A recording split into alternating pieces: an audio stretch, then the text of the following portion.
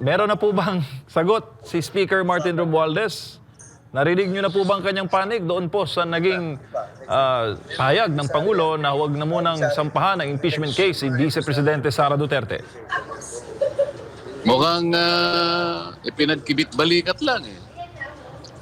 Parang sa kanya ay parang dumaan lang na parang hangin. Hindi ko maintindihan kung binigyan niya ng pagpapahalaga yung opinion ng Pangulo. Kasi kung ako, Pangulo ng Pilipinas yun, hindi po pwedeng hindi ko bigyan ng mahalagang atensyon. Kahit na opinion lamang yun, pero hindi ko palalampasin yun. Tsaka, Kong, hindi naman karpentero yung nagsabi. Presidente po ng Pilipinas. At, di ba? Presidente ng Pilipinas. Opo. Nagpahayag ng kanyang saloobin. Hindi po pwedeng hindi natin bigyan ng atensyon yon. Kinakailangan, kung halimbawa ako ang speaker, ipoprocess ko yun. Pag-aaralang mabuti yun. Kung kailangan ipatawag ko lahat ang yung aking mga kanang kamay dito, para sa ganun ay pagsikapan naming i-process yung opinion na ipinahayag ng Pangulo. Pero kung nalilihis po yata ang response dahil manifesto po ang naging sagot. At naglabas po ng isang dokumento na pinirmahan po ng party leader sa Kamara expressing support ng liderato kay Pangulong Bongbong Marcos. Mukhang hindi yata yung inaasahang sagot. Nagpahayag nga ng suporta, pero kapag binasa mo yung manifesto, wala namang binabanggit tungkol sa ipinahayag ng Pangulo. Maliwanag yung pahayag ng Pangulo, kahit na opinion lang kanyang ginamit. Pero ang sabi niya, yung mga pinag-uusapan ninyo na may kaugnayan dyan sa gulo nyo sa impeachment na yan, storm in a teacup. Oh, maliit na bagay na inyong pinalalaki. Saan mapapunta yan? Ano kanya mabuting ibubungan yan? Sa akin palagay kanya, ni isang buhay ng Pilipino hindi mag-i-improve sa ginagawa nyo yan. Bah, hindi mo ba bibigyan ng Hindi mo ba bibigyan ng attention yung ganong klaseng opinion na nanggaling sa Pangulo? Sabi niya, napakarami ng problema ng ating bansa. Yun ang unahin natin. O akala mo ba nagpapahayag ka ng suporta? So anong klaseng suporta ang ibibigay mo doon sa pananalita ng Pangulo? Di ka man lang nagbigay kahit referensya doon sa napakabang manifestong ginawa mo. So, Kong, paano ho kaya ang resolve nito? At mukhang ang Speaker Martin Romualdez ay hanggang sa ngayon, mukhang lumalabas na nalalabag ng mga pahayag ng Presidente ng Pilipinas. Ay, sa ngayon, hindi ko pa naman tahasang sinasabi na hindi niya pinapansin yun.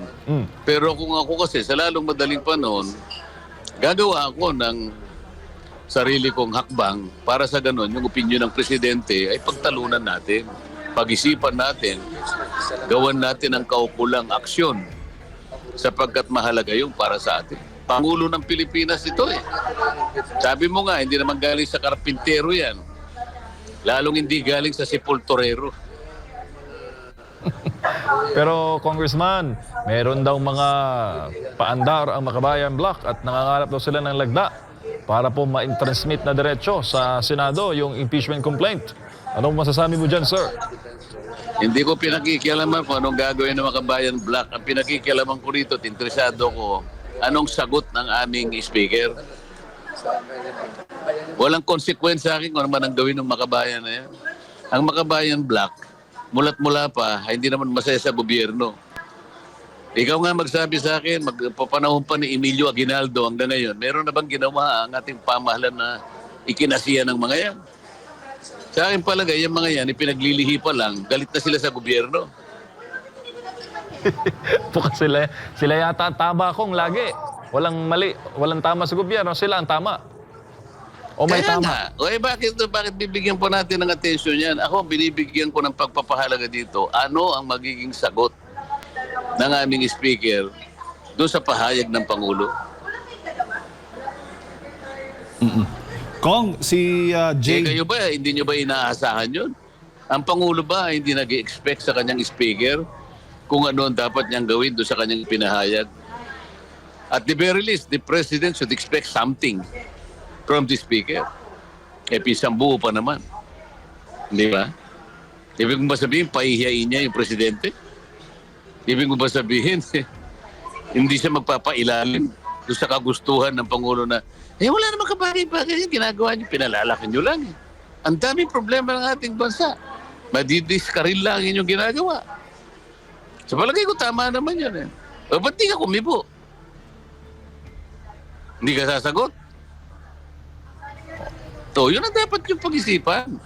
Huwag na niyo bigyan ng panahon niya ang mga makabayan na yan. Ako hindi ko pinagpapapansin yung mga yan. Opo. Kong, baka naman papasok yung usapin dyan na, Mr. President, magkaiba po tayo sa sangay ng pamahalaan. Kami po legislatura. Kayo po sa executive. Meron po tayong separation of powers. Kasuko ba yun na argumento, Kong? Yung separation of powers, sa papel lang yan. Sa tunay na pangyayari, bakit? Nagkaroon ka ba ng speaker na hindi binasbasan ng Pangulo? Ikaw naman, no? Tayo ba'y napanganak kahapon? Sa tunay na pangyayari, ang presidente ang gumagawa ng speaker. Wala akong nakitang speaker na naging speaker na hindi binasbasan ng Pangulo. Malinaw yan. Malinaw pa yan sa sikat ng araw, sa tanghaling tapat. Pero Kong, sa tingin nyo ba nakukulangan din ng presidente sa pagdidiin sa kanyang mungkahi? O somewhat... Ano? Ulitin mo nga. Mukhang nakukulangan ba si Presidente Marcos ng pagdidiin sa mga taga-kamara na hindi natin kailangan ng impeachment proceedings sa mga panahon ngayon? Hindi naman kailangan ulitin ng Pangulo yung kanyang opinion. Kapag ka ang Pangulo ang nagbigay ng opinion, kinakailangan gumawa kayo ng paraan para yung opinion na yun magkaroon ng katuparan. Pangulo ng Pilipinas itong pinag-uusapan natin. Hindi Pangulo ng Tricycle Drivers Association. Oh. Ano pa? Kong. So, Hello. Hello. Kong, si Jade po ito. So, sinasabi... Sino? Si Jade, Kong, si Jade. Oh, Jay. Opo. Kung ipinapakita lamang nito na kung hindi man susundin ni Speaker yung opinion ni Presidente Bongbong Marcos Jr., ipinapakita niya sa taong bayan na mas higit pa siya dito sa Presidente. Ikaw ang nagsabi niyan, hindi ako. Tanong lang po yun. Oo nga. Legit, baka ipakontempt ka. Mr. Chair. Oh. Mr. Chair. Oh, di ba? Baka nga yun ang ipinapakita sa gaya na sinasuggest ng iyong pagtatanong, di ba? Pero, ano pa? Kung ano yung magiging implikasyon nito? Itong impeachment complaint kang isinusulong, ang daming problema sulirin na natin sa ating bansa. Ano bang nakikita po ninyo na epekto po nito para sa ating mga kababayan? Hindi importante yung nakikita ko.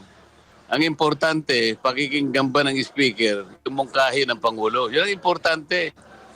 Kasi kung ang Pangulo ng Pilipinas na nagbigay na ng opinion tungkol sa bagay na walang kabagay-bagay, ngunit pinalalaki natin at hindi natin inuuna yung problema ng ating bansa sang-ayon sa pagkilatis ng Pangulo at pagkatapos gagawa ka ng manifesto, magkukunwari ka na sumusuporta ka sa Presidente at pagbibigay ng katapatan ng pagkakaisa at paninindigan sa pagtatanggol ng kapakanan ng bansa, puro pagpapanggap lahat ito. Ganun ang nakikita natin, di ba? Dahil Pangulo ng Pilipinas ito eh. Sana man lang kung Pangulo ng Tricycle Drivers Association, hindi naman sa pangmamaliit sa ating mga kapwa mamamayan. Pero gusto ko lang i-dramatize na importante yung ipinahayag na opinion na yun. Babaliwalain mo yun. Magkikibit-balikat ka ba? Yun ang punto rito. Akala nyo ba simpleng bagay ito? Pero, Kaya kapag halimbawa, walang nangyari dyan at pipilitin pa rin mag-impit sa halimbawa, samantalang sinabi na ng Pangulo na tigilan nyo na yan. Ang bansa ang unahin natin. Pag tinuloy nila yan, akong mag-isa, magrarally ako. yes, Kong, speaking of rally, ito ngang natanggap naming balita na ito pong... Hindi ka ba naniniwala na kaya kong mag-rally na mag-isa? Siyempre. Ayan, mga tanungan. Naniniwala siyempre.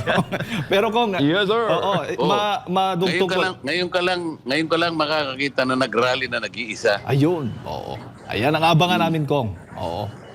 Naintindihan mo yun, ha? Opo. Oo. Sige. Tuloy na tuloy Ayos yan. na tayo, ha? Ayos na tayo. Kong, huli na lang. Okay. Ang mga kasama mo ba sa Kamara ay masaya doon sa mga naging hakbangin ng kanilang lider? Ano ba? Yes lang ba sila lahat? Wala bang kagaya mo na no? Ikaw naman, oh. Alam mo naman ang sagot, eh. Pagka ikaw ay busog, hindi ka makapagsasalita.